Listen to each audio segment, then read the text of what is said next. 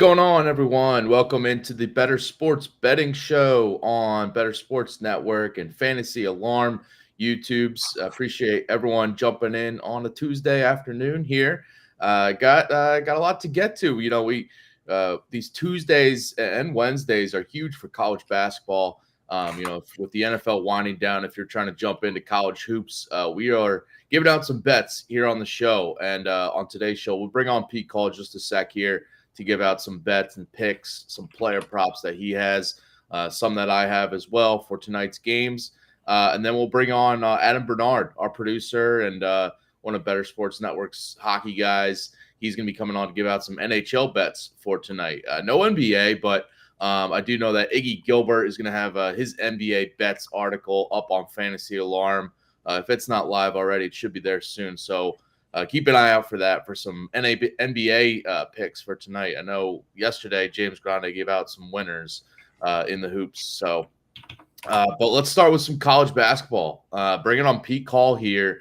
He's been on the show last couple of weeks now, and Pete, it's awesome to have you back, man. I know last week, before we knew Rick Pitino was going to be out with COVID, you threw out St. John's, but I'm sure you would have changed that if you knew Pitino wouldn't be coaching that game. It was 2 weeks ago. We had a good day. Last week was bad. Mostly St. John's. I can't remember what the other one was, but I'm still big on St. John's. I love that team. But yeah, if I knew Pitino was out, it might have been a little different conversation. Yeah. Pete is me and him are the college sports duo over at Fantasy Alarm. He's got some DFS playbooks. Me and him are splitting that work up, but we bring him on here to talk some betting.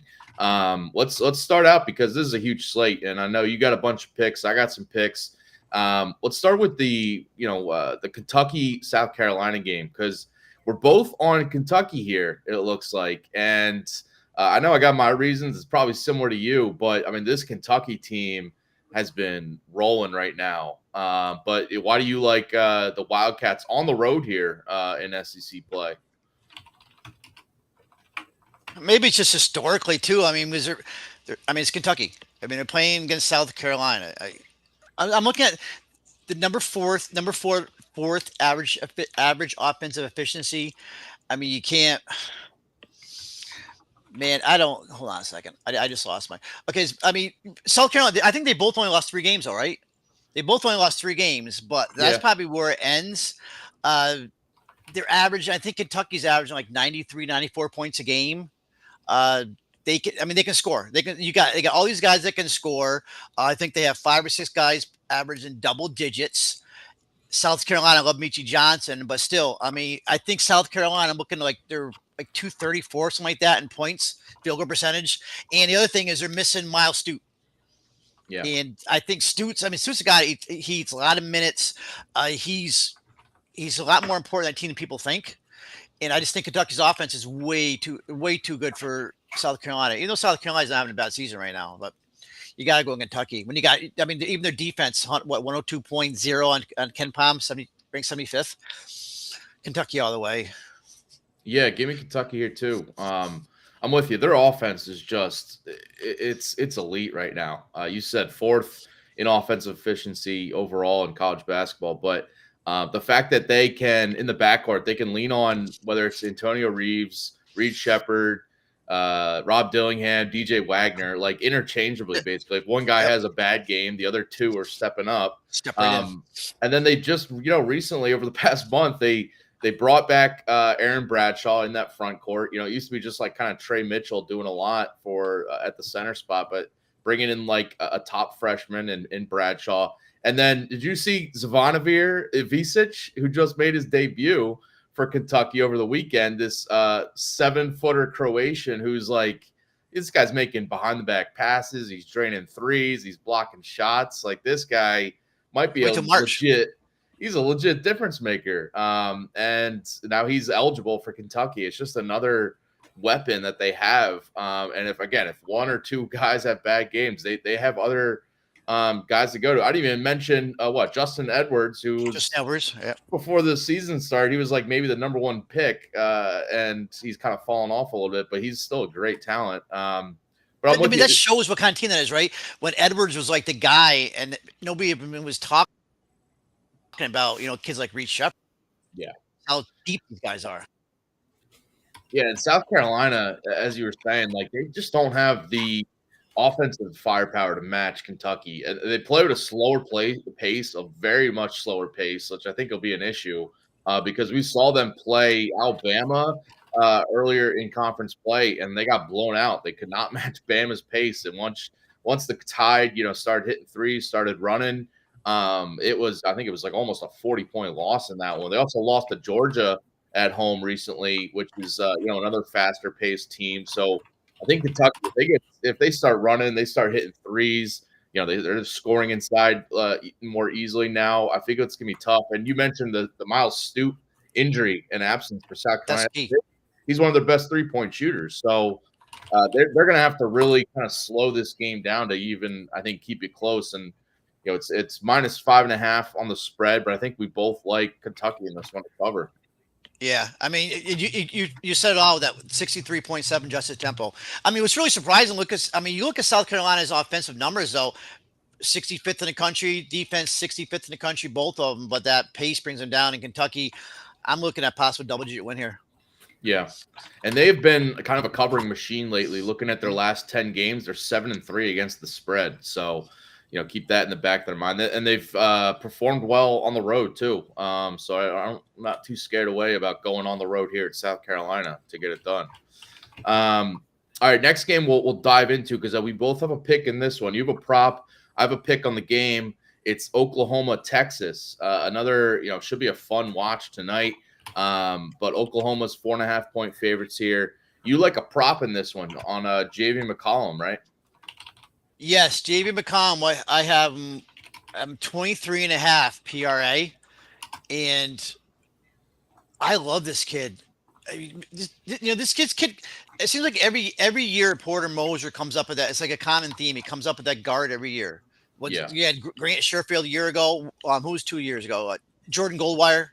So, and now this year it's a kid from Siena, JV McCollum.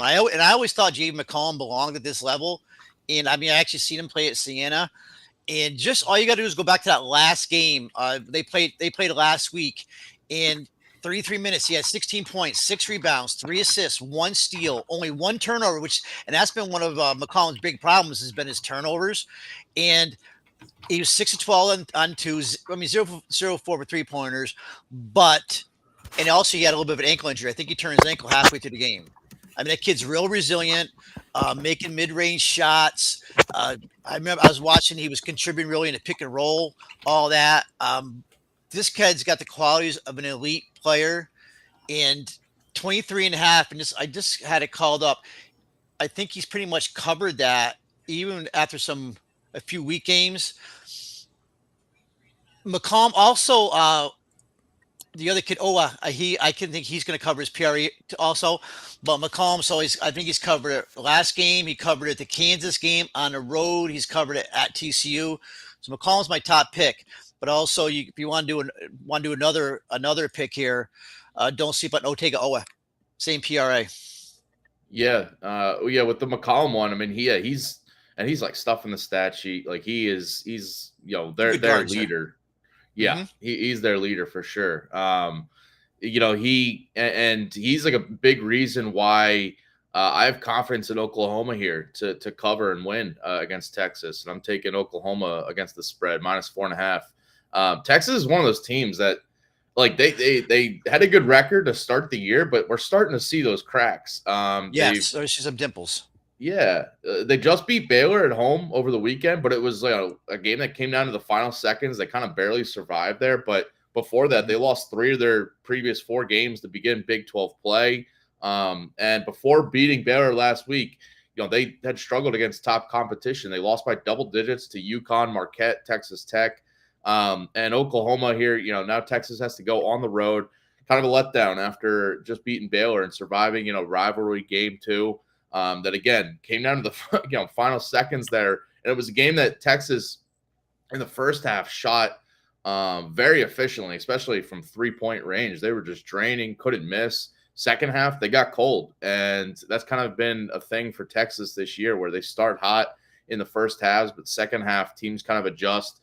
they take away their threes. They're not now. Those threes aren't going down, and Texas, kind of falls apart in these second halves, and it's been happening in Big 12 play. So I think Oklahoma, they have the defense. This is like a top tier defense in the country this season, and they, from 3-point range, they have one of those 3-point defenses that I think can limit Texas and kind of hold and build a lead to cover the spread if Texas starts missing those shots. I like how Oklahoma, with McCollum, but you mentioned Otega Owe,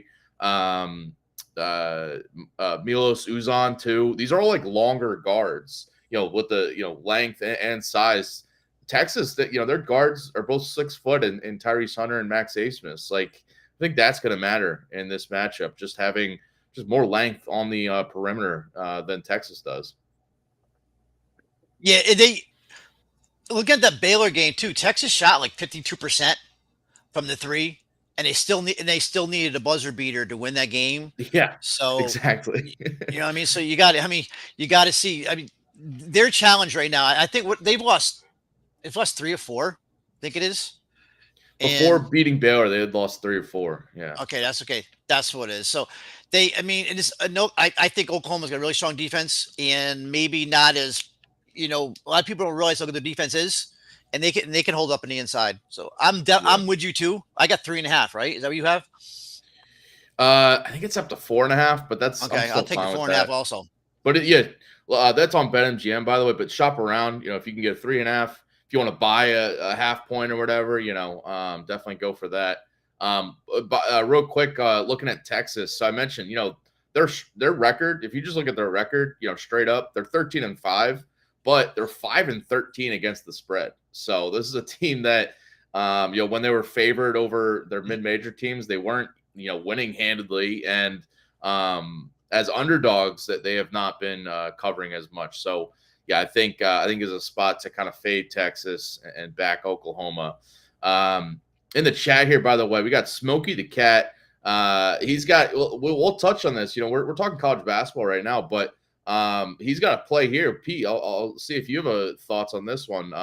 But he said for this weekend, for the conference championship in the NFL, he likes Mahomes, 1.5 passing touchdowns. Purdy lower than 2.5 touchdowns. Goff, 1.5 touchdowns. Thoughts on this? I do think I like the Mahomes one and the Goff one. I'd be worried about the Purdy one because I do think that there's a chance he could throw for 3 or 4, even though they got the strong run game. But that's an interesting parlay if you're parlaying all those together. Yeah, I really don't mind. And I totally agree with you. I really don't mind it. I would definitely take them Mahomes over and they over, and I kind of agree with him. There, okay. That's the wild card. The Purdy's obviously the wild card there, but yeah. The Lions' pass defense has been an issue this year, so that's why maybe I'd be a little worried about the Purdy one. But I do think the Goff one, that they're going to have to pass and have success through the air, the Lions, to kind of keep up with the 49ers. Those other two are definite locks for me. That's a interesting one, the Purdy lower. But hey, that's how you win some of the big money, right? And Smokey's been he's been throwing out these winning parlays all season long in the NFL, so I can't knock it. What would you got? Yeah. All right, back to college hoops here. Let's go to, you have a bet in this TCU Oklahoma State game, and you like the road favorites in TCU here. Yeah, I do. TCU, I mean, they're coming on back-to-back losses, but I mean, there's not. It was Iowa State, right? They lost Iowa State. Who I think it was back-to-back, right? Who was the other loss? Cincinnati on the road in overtime. That's right, Cincinnati, and that was actually a very good game too. So I like TCU here. I love Emmanuel Miller. I think Emmanuel Miller is one of the best players in college basketball, and Oklahoma State's got one of the worst offenses in college, and yeah, that's right. On the road, Cincinnati, OT. Now it's all coming together. So, and they lost by just a buck, I think, to Kansas, right, when conference play started. So they're a much better team. They're a much faster team. And TCU is a much better team, actually, than we're seeing so far. Once again, look at these guys. Micah Peavy, Jacoby Coles, Jameer Nelson, all those guys. I just think Oklahoma's a really slow team, and TCU has not shown anything like as good a team that they should be. And I think it's all going to start coming together here. And I'm looking at what's the latest? What's the 4.5? 4.5, still 4.5 right now. Def 4.5. Take TCU over at 4.5. Yeah, I just don't think Oklahoma State's a good team. Yeah, they're not. They've lost 5 straight, all 5 conference games.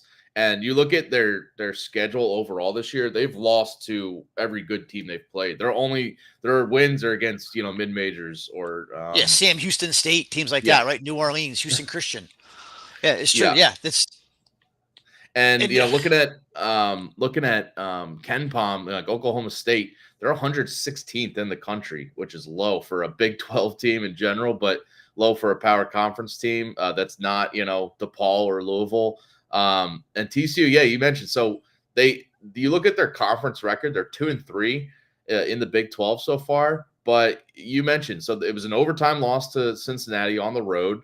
A game they easily could have won.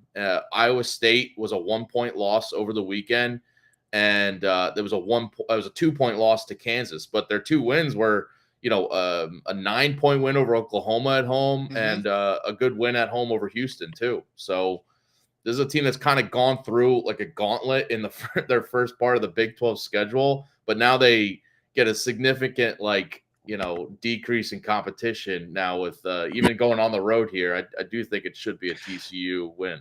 Yeah, TCU is a bad turnover team, but Oklahoma State's even worse. And I just saw something else, and they actually TCU is right now the best transition team in the nation, 22.2 fast break points. So nobody else in the nation is got more than 19 per game. So.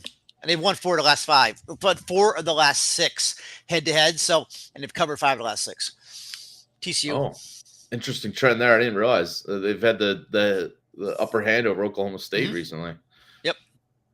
Yeah, and TCU, by the way. So you mentioned they like to play fast. Like they brought in Jameer Nelson Jr. At point this offseason, and he's like he's got that offense running. Emmanuel Miller is the headliner there, but it's Yeah, he's a nice little point guard. Yeah, he's brought some fire to that. And Avery Anderson, little revenge game for him. I was just gonna say, you got Avery Anderson, Bryce Thompson. Seems like some of these guys have been playing for years, right? It seems like they've been playing forever. But yeah, Avery Anderson, definitely a revenge game. Forgot about that. Yep, Anderson versus Bryce Thompson. Yeah, gonna have to look at some maybe props for Avery Anderson. That's a good point. All right, how about let's go to the Syracuse Florida State game. I know you got a pick on the game overall, and you got a prop in this one that you like. All right, so let's roll the prop. I have Jameer Watkins over 19.5 PRA, points, rebounds, assists. Jameer Watkins, he was as a BCU Virginia Comp with 3 seasons, I think. I think he lost 1 year. He was out for an injury, but then he comes here to Florida State. Increased level competition, but I think he's actually playing an even more prominent role at Florida State than he did at BCU. And he's even been more productive than he was in Atlantic 10. This kid's a prototypical wing, NBA wing, I think. And he gets a nice matchup today. So we're going with I just have my Watkins numbers up. Of course, I just 19.5, is it? It's 19.5. And I think he's covered them. Look at. You're going against Syracuse. It's gonna be a fast. I don't know what the over under is here. What's the game total here? I think it was at like 150 around. Yeah. So I just had up. I just had all Watkins. I think Watkins just covered that. Okay, and he's covered that PRA like the last 4, I believe, and faster game. They're going to get points. Okay, so against Clemson, he got it. The Miami Florida game, he covered that. Notre Dame game, he didn't, but I think the Wake Forest game he did. So I mean, he's a stat sheet stuffer. I mean, he's had double-digit points every game since December 22nd. I mean, he's gonna get you 4 to 7 rebounds every game. He's pretty much gonna give you at least 2 to 3 assists. Mhm. And now you run this against Syracuse, fast team. Syracuse is not a bad defense, but I mean, even though Florida State doesn't have a go-to option, really, I mean, a main go-to scoring guy, it really is Watkins. He's a top scoring team, 13.2. Uh, that was their problem against Clemson last Saturday, but they really didn't have that one go-to guy, which I guess is Watkins. But take the over. Even though I'm a Syracuse guy, I bet against them last week. I'm not going to do it again. So, and going into that game, Syracuse is 9-0 at home on the year. They're slightly better on paper, I think. I think it's going to be a good game. But I mean, I love these guys. I mean, I love Mintz. The weird thing about Syracuse, I don't jump all over the place, but Syracuse is they're primarily successful on the defensive side this year. Holding the opponents is 30.2% from beyond the 3-point line. And I mean, that's pretty good when you're playing at a quick pace. They're only allowing 71.7 points per game. Yeah. And Florida State's only shooting 44% from the floor. Two quick teams here. And what happens there, it covers up those offensive shortcomings that you have. You have two quick teams going. Yeah, on the Watkins side, he is kind of that, he's on the wing, but he's also playing like some, kind of point forward role for Florida State. So he is, he's the guy for them. It's, basically, Primo Spears has been involved too, but like when the guy that's like leading the offense is for sure Watkins. And this is Syracuse and Florida State, two like top 50 pace teams in the country. I do think it's going to be an up and down game. I wasn't going to throw this out as my pick, but I do like the over in this one. Now, just hearing you talk about it, I do like it too. One of those quicker pace games. And here's the number I was looking for. I don't know how I lost on my screen, but I saw it somewhere. Even Syracuse defense right now is ranked 215th in defending interior. Mm-hmm. So right there, you got a guy, Jameer Watkins, playing. Let me see his last 3 games. He's played a 23-minute. He had a 29-minute game, 33 minutes. I don't know that 23-minute game came from. Look at his last 3, but I mean, he's got 18% shot rate, and his rebound rate's like 15%. He's got assist rate almost 13%. So you get a guy Watkins playing 31 minutes against a Syracuse defense like that. That PRA is pretty tasty at 19.5. Yeah, it looked like that he got into foul trouble in that one game where he played. Is that what it was? Minutes. Okay. Yeah. But on your point about the Syracuse, they have been a team that's they are 4-3 in the ACC so far. Their 3 losses were all on the road at Virginia, which is totally understandable, at Duke, and at North Carolina. Those are like 3 completely understandable losses. Their only losses this year, outside of those, they lost in neutral courts to Tennessee and Gonzaga. Like this team, when they've been at home, they've taken care of business. So I'm with you on taking Syracuse at home here. When they get into that dome there, they have been pretty good this year. Their offense and defense just takes a step up. And just, being from up there and just hearing, I always hear Syracuse talk, all of a sudden the NCAA tournament is talking. That's why I think it's got to start today. The schedule it's been pretty strong. They played, I guess their signature win probably is the game against Miami, but they really haven't beat a major team. I mean, Florida State isn't either. ACC this year is kind of a down year. Yeah. But the problem, it's got to start. I mean, it's got to start right now. I think they rank 13th in RPI. And they have a really difficult schedule coming up. So this is a big game for them tonight. They're going to make a tournament run. They have to win all these games that they're supposed to win. And it's got to start tonight against Florida State. And I mean, Adrian Autry's doing a really good job, I think, this year. I really do think he is. I mean, everybody's at the beginning of the year, there was a lot of negative comments about him, but I think Autry's doing a really good job. It starts tonight. If they're going to make a run, I think they are going to make a run. So maybe I'm Homer, but I'm not. I got burned last week in that Pitt game, so I actually went against Syracuse. I got burned everywhere. I also had what's his name from Pitt. I got on the props, the 3-point shooter there. I just Hinson, yeah. Hinson. Last week was a bad week, so it's funny. Hinson's been a lot better besides that game. Yes, exactly. And that game was built for him. Yeah. And both games this year. He kind of did it both games in Syracuse this year. Syracuse win this game. They're covering today. I like it. I like it, man. Yeah, Florida State has been kind of one of those up and down teams, but yeah, I'm with you on Syracuse at home here. All right, another pick you like. I'll go to one of mine here. I like Georgetown at home as the home underdogs here against Butler, plus 3.5.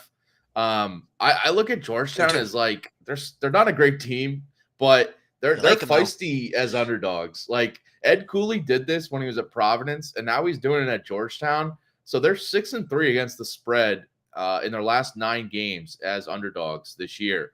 He was a guy I loved to back when Providence was dogs, especially at home. But even on the road, they've been strong as dogs, and they're doing it here at Georgetown. And Georgetown's a team, like, they went through a lot of growing pains and still are trying to find out what they are. You know, Cooley trying to bring his vibe and his style to Georgetown here. I think they're starting to show that they're figuring things out. They just almost beat Xavier on the road last game. And actually led, for a lot of the first half of that, and honestly probably should have won. It was just like a 1-point loss. But Butler, by the way, they're a team that I've just been looking to fade because they started out this season hot, and now I just think they've been overvalued because they're now 0-5 against the spread in their last 5 games as favorites, and on the road they're 1-4 both straight up and against the spread. All 4 of those losses have been by double digits. So this is a team that goes on the road and just really struggles, especially offensively. They're 1-9 against the spread in their last 10 games overall. So this is a team that's really, I just think the market had overvalued them. And I think there's a reason this spread is this low. I think Georgetown's pretty live to win this game outright if you want to look at the money line. These teams played a month ago. It was a 10-point home win for Butler. But it was a pretty evenly matched game besides like a late push in the first half by Butler, which ultimately made the difference. But besides that, these teams were pretty evenly matched on the scoreboard. And, I just think that, with this rematch going back to Georgetown, tough travel situation for Butler, coming from Indiana, going now to DC. I just feel like that's kind of a tough spot. But also a little look ahead for Butler because if you look at their next schedule, next games here, they got Villanova, Creighton, and UConn coming up in their next 3 games. Like they're definitely, I think, looking ahead to like try to pull one of those upsets. A big marquee win for them in Big East play, and maybe Georgetown just kind of sneakily takes this game from them or keeps it close, and maybe they lose pretty close. But I look at Butler and they over the weekend. They beat DePaul at home, but that's not impressive at all because we just saw DePaul just fired their coach, Stubblefield. It's another kind of lost season for DePaul. But previously, before that, Butler had lost 5 of their previous 6 games. So this is a team that I just think they just win comfortably over DePaul, but I think they're going to go back to regress here. And I think Georgetown, give me the points with them. Yeah. Butler is right to be beat today. I mean, you look on paper, they rank their offense 55th, Ken Palm efficiency. Georgetown's defense is 279. So on paper, Butler should. But Georgetown's not a great team. No, I mean, but Cooley is really showing signs that they're turning this around. Yeah. And so you got this, and you already said this is a totally different team than one that started Big East play. They lost double digits to Butler, double digits to Creighton. I think there was double digits to Marquette, but they've covered the last 3 conference games. Yeah. And they almost upset Seton Hall, lost by 4. Yeah. Lost to Xavier by 1, like you said. So that's combined with 5 points. And then they hung tight. I mean, they actually played good against UConn. They covered, as a 21-point dog. So, and I think you said his Butler's 2-6 against the spread in the Big East, including 1-3 on the road. Yeah, this may be my best pick of the day, actually, after talking all about this. And I love Jade Epps. I think Jade Epps is he's coming along. I mean, he's had 2 30-point games in the last 3 games and 4 this year. Yeah. I'm a big Jade Epps guy. This is a team where Ed Cooley brought in a ton of, transfers, with, Jaden Epps being obviously the top guy there, but like Dontrez Styles is, played a lot better after he barely did anything for North Carolina. I like Dontre Styles and DFS tonight actually as a GPP play. So just okay, saying. all right. Supreme Cook, their center coming from Fairfield, and he's I like Cook too tonight. Jay Heath, I like yeah. Jay Heath tonight too. Yeah, Jay Heath, from BC a couple Yep. years ago. Ishmael Masu from Kansas State, like he's been he's I think Ed Cooley's like starting to find, all right, who's my guys, guys getting comfortable playing with each other. I think they're going to be feisty throughout all Big East play for sure. All right, Cook's got some decent numbers too. I'm looking at his KenPom numbers right now. He's had some really decent numbers. Yeah, he's been one of those like guys that transfers up and is actually doing well. Not a lot of times you see guys struggle when they're going up from a mid-major, but I think this Georgetown, this may be our game of the night. I think. All right, I'm glad you're on board with me. Yeah, I am. All right, last game bet that you like here. You like UCF against at home against West Virginia, and I'll say immediately, this is one I looked at, and I'm glad you threw it out here because West Virginia is just it's an automatic fade pretty much on a daily basis for me.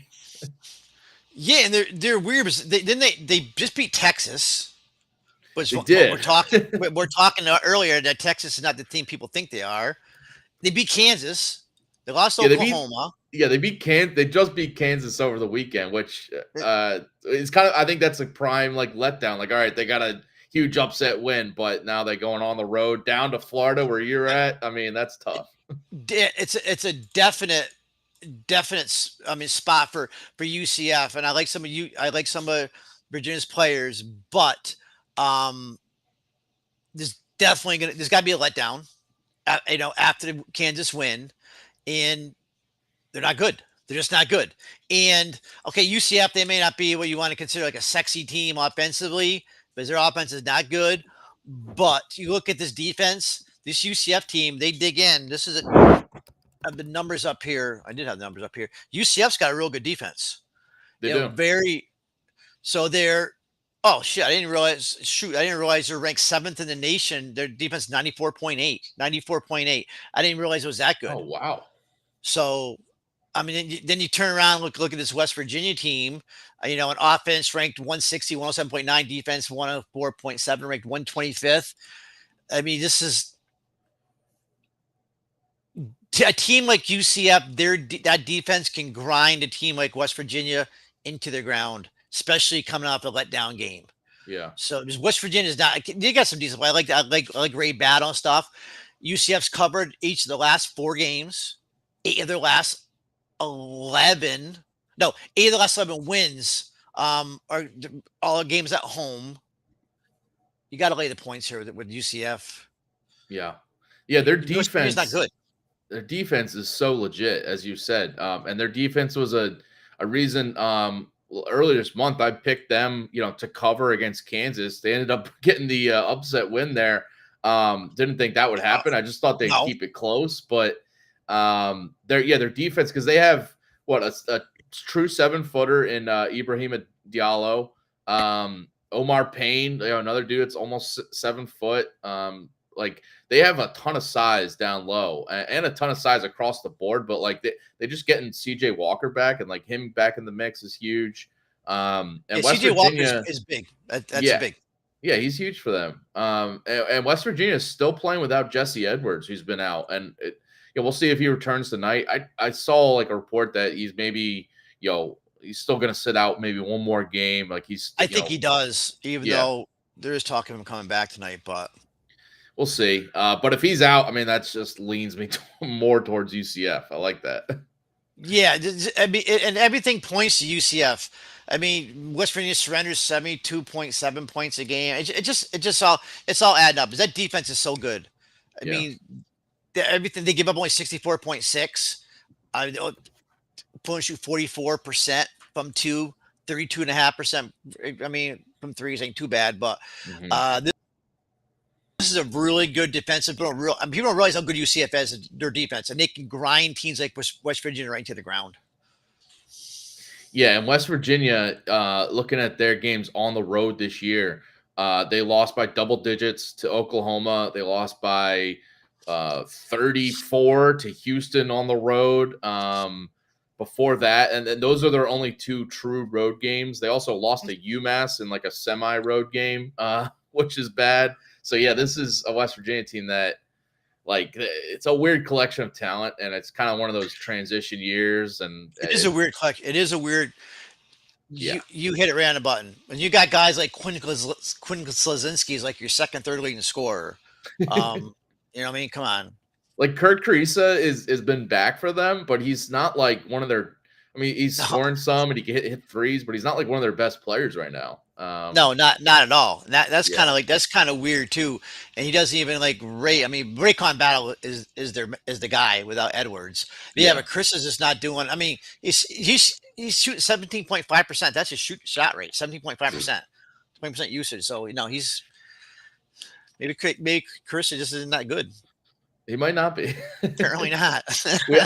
He might have just been one of those guys that he played in like a high-flying Arizona offense. Yes, yep. And that offense, he looked good. I could probably play that offense. So I think you could go. You could go what 2 for 10 from 3-point range. Exactly. All right, my last pick is the under in Houston-BYU. This is one of the huge games tonight, and I wanted to really go with BYU as the dogs. Couldn't ultimately get there. Just so much respect for Houston. But I do think on the road for Houston, I think they're going to really try to grind this one. And because they've lost both their first 2 games on the road in Big 12 play. And they're 3-0 to the under in road games so far is Houston. So this is a team that is showing that when they go on the road, they're going to let their number 1 ranked defense. They are number 1 in defensive efficiency in college basketball. I think they're going to really lean on that to just keep this low scoring, because BYU is a team that they love to shoot the 3. They like to play fast. And if they get going, it could be a long night for Houston. I just think Houston's going to be really dialed in on defense to play tough on the perimeter, really contest those threes, make sure they aren't getting beat from deep. Because if they do, again, it could stretch into maybe a double-digit loss for Houston. But I think Houston going to be really locked in. Their offense has had some little struggles on the road this year. That's why they're 3-0 to the under in road games so far. But I just really think Houston's defense is really going to set the tone for this. Yes. So give me the under. Risky play because BYU again shoots a ton of threes, plays fast. But I just think that this is going to be one of those just really, I think BYU too is going to really try to show up defensively. It's going to be a fun game to watch though, but yeah, give me the under. This Mark Pope defense is pretty darn good defense too. So BYU I didn't think they'd be this good. It's crazy. Exactly. And so, I mean, we all know about Calvin Sampson. I think Calvin Sampson's a great coach. One thing we look at, I mean, you got 2 teams. They're playing the Big 12. Big 12 is no pushover conference. This is a tough conference. And most of these teams, they go through their conference play, and there's a lot of weird stuff goes on when you go through, the whole length of the calendar, the schedule. And especially in the Big 12, these coaches they got to make changes on the fly and stuff. And this is probably one of the toughest road games that Houston's going to have fight so far this season, right? And we're so used to having a Sampson team just fly through the schedule like they did in the AAC. There weren't any like top 10 teams sneaking around the corner in the ACC, and Sampson teams roll. But all of a sudden now it's a different story. Yeah. So you got it's a whole different. It's the whole team. And you got a top 10 team like BYU, and that's it. So roll with I totally agree with you. Totally. Yeah. Houston's already played on the road at Iowa State and TCU, and barely lost both those games. But after this one at BYU, they are on the road at Texas, on the road at Kansas are tough. Cincinnati on the road, Baylor on the road as well. So yeah, they get some more tough road games, but I think this one it's interesting too because it's the 2 newcomers to the conference. Yeah, this is an interesting game. It really is. And one of the point I have is BYU is a good 3-point shooting team.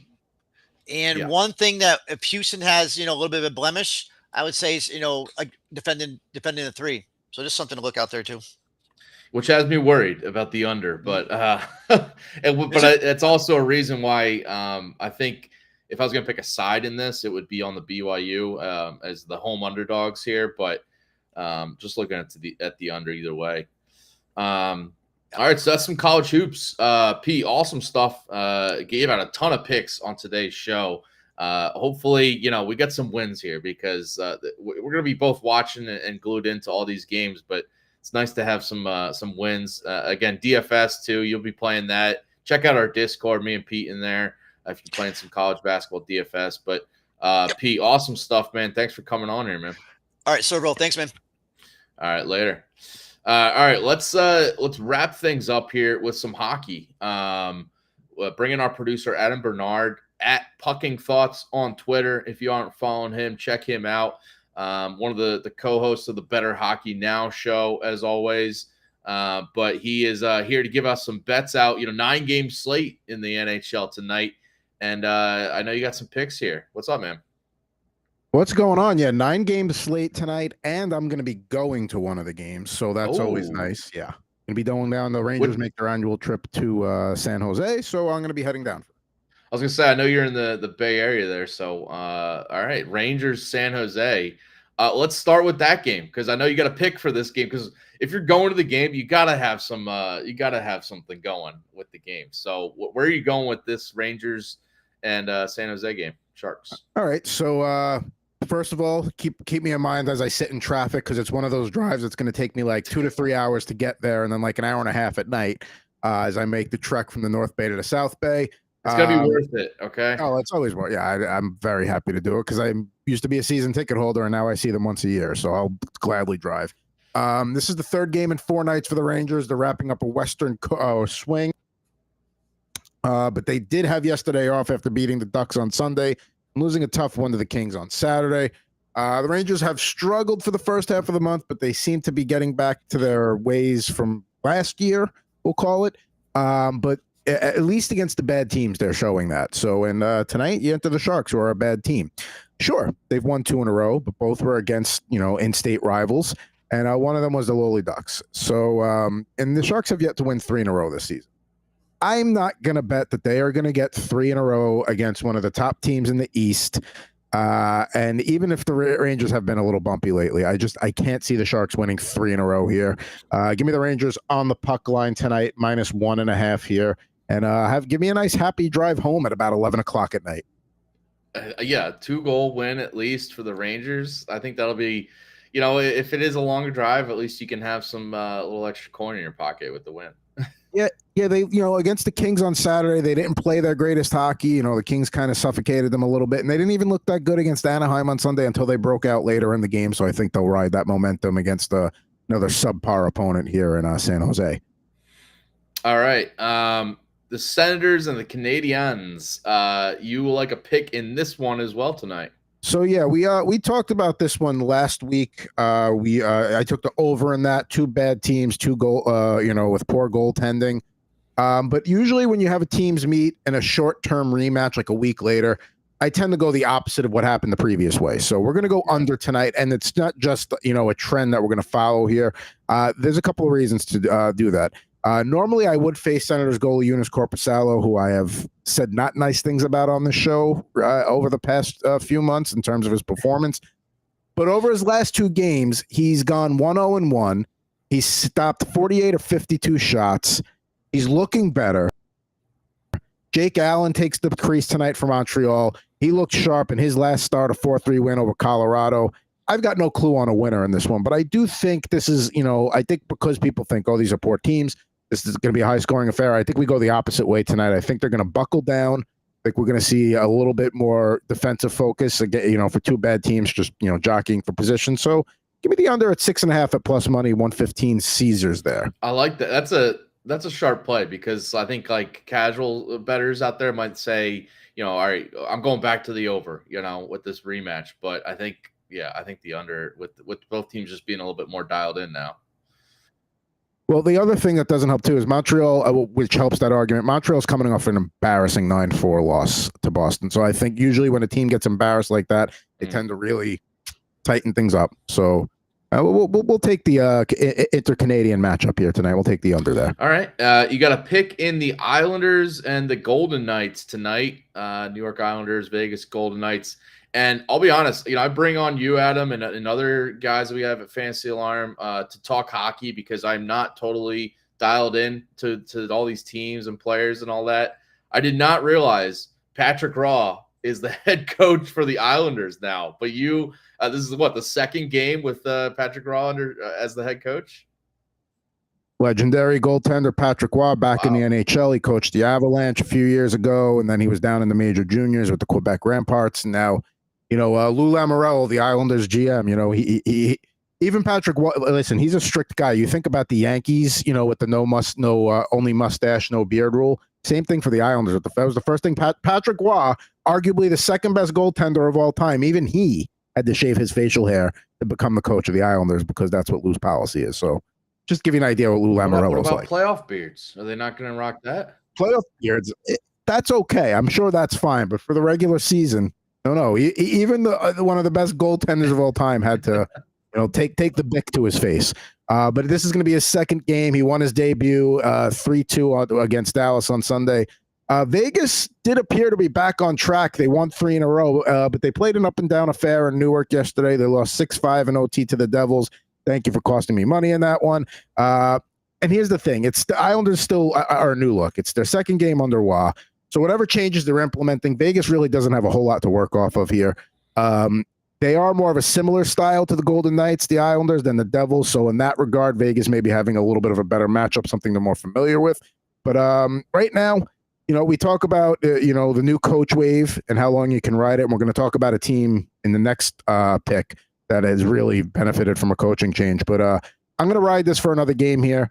Islanders were also embarrassed by Vegas earlier in the month, so the revenge factor is in play because that is very recent, only a couple of weeks ago. Money line's a little too juiced at -150, but I think they can take care of business in regulation. +105 BetMGM against the Golden Knights tonight. All right. You mentioned a coaching change for Edmonton is let them reel off here a 13-game winning streak now that they've had the new coach. And you like a pick in this Columbus-Edmonton game. So, yeah, they made the coaching change. They won the first couple of games and then had a couple of losses and stuff. But now 13 games in a row. I don't care what sport you play. That is an impressive winning streak. And if you look at Edmonton's schedule, they got Columbus at home tonight and they got Chicago at home in the next game. So there's a good chance this is going to go to 15.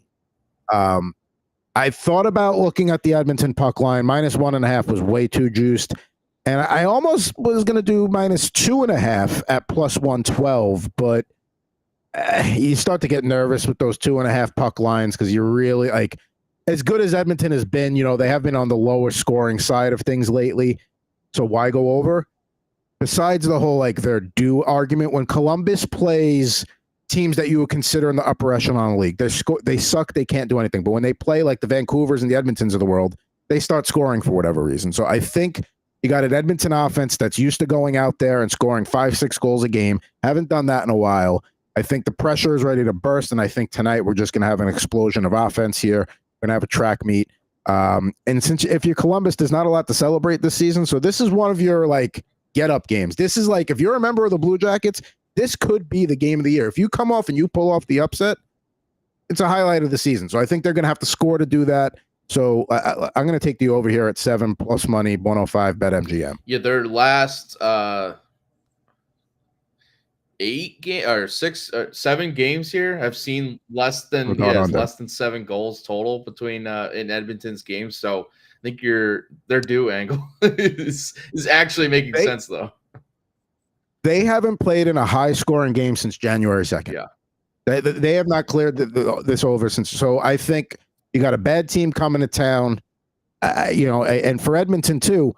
They had such a miserable start to the season, and boy, is that balancing out now. So I think, I don't think there's any complacency here. I don't think they get caught looking ahead because you got 2 bad opponents in a row. So you're not going to overlook one bad opponent to another. I think we're going to see some offense tonight. Let's go with the over at plus money. There wasn't a lot of great bets tonight. A lot of the stuff I'm like, that's just so these are the ones I think, we can maybe get some salvation out of it here. Awesome stuff, Adam, man, for you jumping on here to give us some hockey bets and picks out, because it's a bigger slate here on the Tuesday for the hockey. So it's awesome to have you on to give out some bets. Always happy to come on, talk some puck. And if you're going to be down at the SAP Center tonight, come and find me. I forget what section I'm in, but hit me up on Twitter at Puck and Thoughts. I'll come meet you during an intermission. You got make sure you're betting on the Rangers though, so you guys can ride the bet together. Yeah. I mean, I'll like it better if you're rooting for the Rangers, but I like the Sharks too. I root for the Sharks 80 games a year. I just don't root for them the two times they play the Rangers. So, All right, thanks, Adam. If you want some more betting picks, some DFS advice, head on over to Fantasy Alarm right now. Get the All-Pro subscription if you haven't already, because I'm looking right now. There's a NHL Best Bets article from our Josh Wagner up on the site right now. We have NBA bets from Iggy Gilbert. Didn't talk any NBA in today's show, but he's got some picks out there on Fantasy Alarm. If you want some more college basketball, we just had Pete Cole for about 40 minutes giving out some picks. But DFS wise, we have I wrote the playbook for tonight in terms of DFS picks. We got golf PGA DFS from Andrew Phelps. He's got his DFS playbook and example lineups up on the site right now, and tons more content for the NBA, NHL, college basketball throughout the whole night, but all week as well. So get on the All-Pro subscription, fantasyalarm.com/win to get on that. Scan that QR code right there if you haven't. All right, that wraps it up for us. Appreciate everyone tuning in here on Tuesday afternoon. We'll be back tomorrow, 2 p.m. Eastern. Check out the NBA DFS live show tonight. John and Pemba and James Grande diving more into NBA DFS tonight. So check that out. But we'll see you guys tomorrow, 2 p.m. Eastern here on Bettor Sports Network and Fantasy Alarm YouTube. Good luck with all your bets tonight, and we'll catch you guys later. Bettor Sports Betting on the Bettor Sports